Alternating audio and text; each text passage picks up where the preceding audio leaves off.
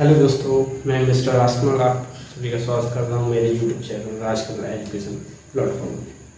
तो आज हम पढ़ेंगे अपना पहला चैप्टर फिजिक्स का, फिजिक्स क्लास 12। फिजिक्स क्लास 12 का हम पहला चैप्टर पढ़ेंगे स्थिर वैद्युतिकी। स्थिर वैद्युतिकी। तो पहले ये जो आपका वर्ड है स्थिर वैद्युतिकी, हम पहले इसके बारे में जानते हैं।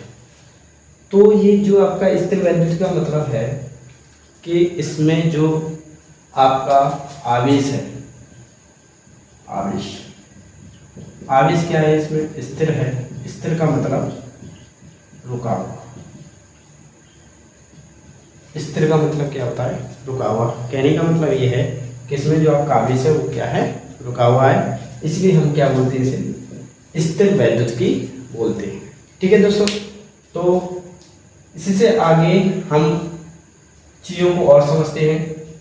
तो पहले हम टॉपिक की बात करें इसमें, तो पहले टॉपिक की जो हम बात करेंगे वो वैद्युत आवेश की बात करते हैं। वैद्युत आवेश, जिसे हम इंग्लिश में बोलते हैं इलेक्ट्रिक चार्ज। इंग्लिश में क्या बोलते हैं इसे? हम इंग्लिश में बोलते हैं इसे इलेक्ट्रिक चार्ज। तो पहले हम आवेश की बात करते हैं। तो आवेश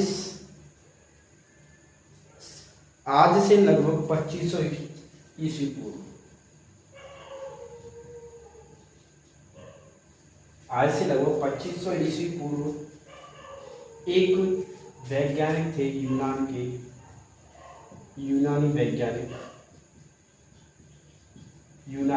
वैज्ञानिक, जिन्होंने किसके बारे में बताया? चार्ज के बारे में। एक वैज्ञानिक थे यूनानी, जिन्होंने किसके बारे में बताया? चार्ज के बारे में। तो उन्होंने क्या किया? उन वैज्ञानिक का नाम था थेल्स। ठीक है, तो जो वैज्ञानिक थेल्स थे उन्होंने क्या किया? अंबर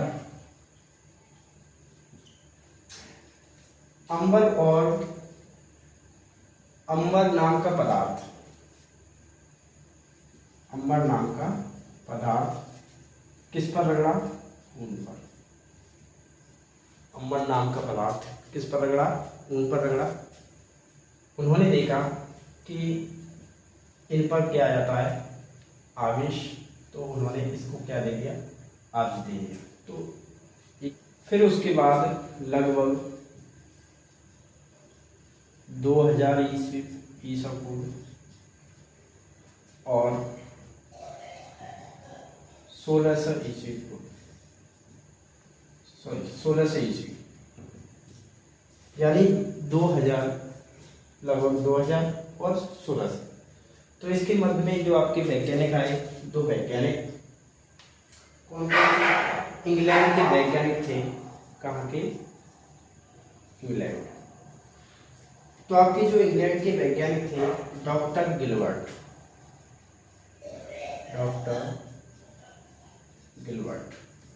ये वैज्ञानिक कहाँ के थे? इंग्लैंड के वैज्ञानिक थे। कौन से? Doctor Gilbert. तो जो आपके डॉक्टर गिलबर्ट थे उन्होंने अंबर के और ऊन के पश्चात और अन्य धातुएं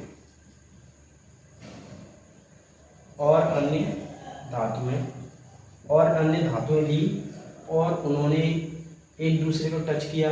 तो उन्होंने देखा कि ये एक दूसरे को आकर्षित करते हैं और ये एक दूसरे को प्रतिकर्षित करते हैं। तो वहाँ से इन चीज़ों का प्रचलन हुआ।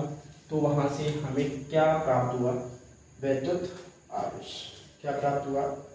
वैद्युत आवेश। क्लियर है एक चीज? ठीक है, अब बात करते हैं धन तथा ऋण आवेश की।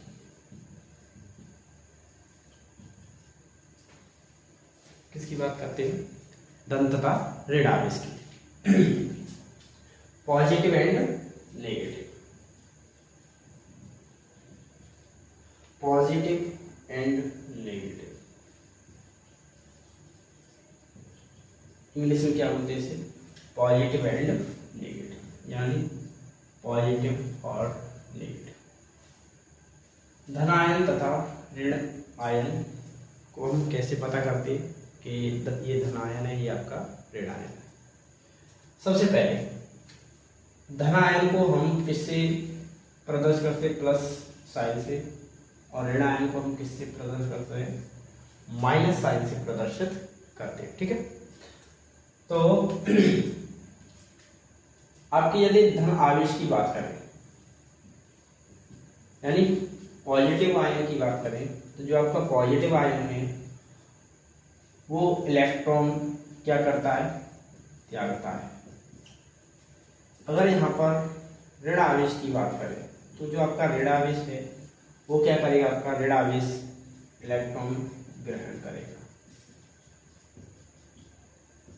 ठीक है, यानी किसी भी वस्तु पर पॉजिटिव आयन है तो उसका मतलब है उसने इलेक्ट्रॉन ग्रहण किया है, और किसी भी वस्तु पर आपका नेगेटिव आयन है उसका मतलब क्या है? उसने इलेक्ट्रॉन ग्रहण किया है।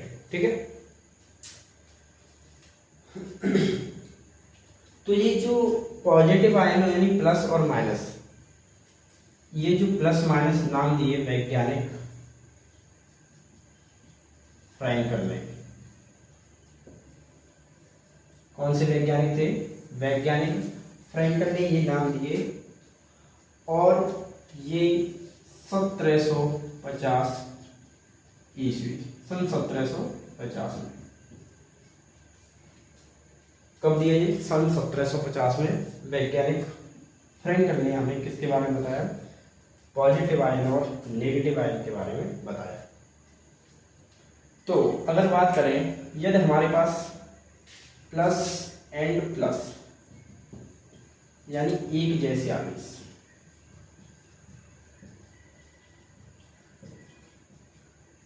यदि एक जैसे आवेश हैं तो वो क्या करेंगे?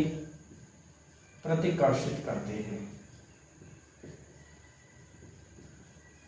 प्रतिकर्षित करते हैं। यदि प्लस एंड नेगेटिव यानी प्लस और माइनस अलग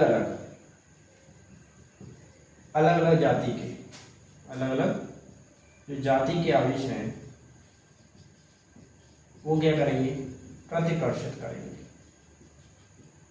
सॉरी, प्रतिकर्षित नहीं, आकर्षित करेंगे। यानी कहने का मतलब ये है, अगर अलग अलग तरह के आवेश होते हैं प्लस और माइनस, तो वो क्या करते हैं? वो आकर्षित करते हैं। एंड एक ही जाति के आवेश होते हैं वो क्या करते हैं? एक दूसरे को प्रतिकर्षित करते हैं। तो उसको समझने के लिए आप ऐसा डायग्राम बना सकते हैं, प्लस एंड प्लस ये क्या करेंगे? प्रतिकर्षित करेंगे। देन यहाँ पर समझ सकते हैं आप नेगेटिव एंड प्लस एक दूसरे को क्या करेंगे? आकर्षित करेंगे। ठीक है, तो ये आपका कंप्लीट हो गया। प्लस आयन और माइनस आयन का फंडा जो भी है आपका, ये आपका कंप्लीट हो गया। वैद्युत आवेश का संरक्षण, इसे इंग्लिश में बोलते हैं कन्वर्जेशन ऑफ इलेक्ट्रिक चार्ज। क्या बोलते हैं इंग्लिश में से? कन्वर्जेशन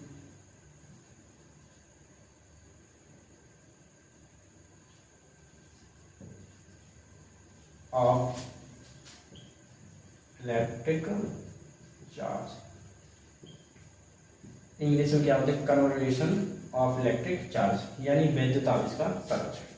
तो वैद्युत आवेश का संरक्षण ये है, ना तो आवेश को उत्पन्न किया जा सकता है,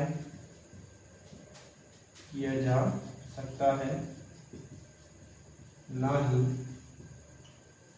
नष्ट किया जा सकता है। इसे एक रूप से दूसरे रूप में परिवर्तन कर सकते हैं। यानी वैद्युत आवेश का संरक्षण का सिद्धांत ये कहता है, ना तो हम आवेश को उत्पन्न कर सकते हैं, ना ही नष्ट कर सकते हैं, केवल इसको एक रूप से दूसरे रूप में परिवर्तन कर सकते हैं। Is that clear? ठीक है, तो इसका स्क्रीनशॉट ले सकते हैं आप लोग। यानी वैद्युत धारा, वैद्युत धारा बटे क्या हो जाएगा, वैद्युत आवेश बटे समय। यानी यदि निर्वात में स्थित दो सीधे लंबे व समांतर तारों में जिनके बीच की दूरी 1 मीटर हो, एक ही वैद्युत धारा प्रवाहित करने पर तारों के बीच प्रति मीटर लंबाई में 2 × 10⁻⁷ न्यूटन का बल उत्पन्न हो तो उसमें प्रवाहित होने वाली धारा कितनी होगी, 1 एम्पीयर होगी, जिसे ही हम क्या कहेंगे, वैद्युत आवेश। तो यहाँ से जो Q की वैल्यू निकल के आएगी, Q बराबर क्या हो जाएगा, IT। तो यहाँ से जो Q की वैल्यू निकल के आएगी, Q बराबर क्या होगा आपका, IT। तो यहाँ से जो Q है इसे क्या बोलेंगे यहाँ पर, आवेश, इसका मात्रक क्या हो जाएगा, कूलम। इसे हम किससे डिनोट करेंगे, C से। किससे डिनोट करेंगे, C से। ठीक है, तो इसका स्क्रीनशॉट ले सकते हैं।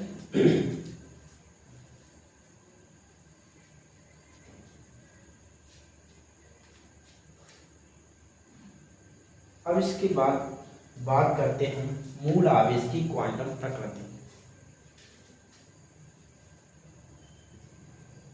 मूल आवेश की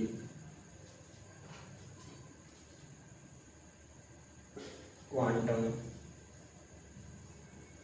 प्रकृति। मूल आवेश की क्वांटम प्रकृति यानी वैद्युत आवेश को अनिश्चित रूप में विभाजित नहीं किया जा सकता, वही आपका क्या होता है, मूल आवेश की क्वांटम प्रकृति होती है। ठीक है,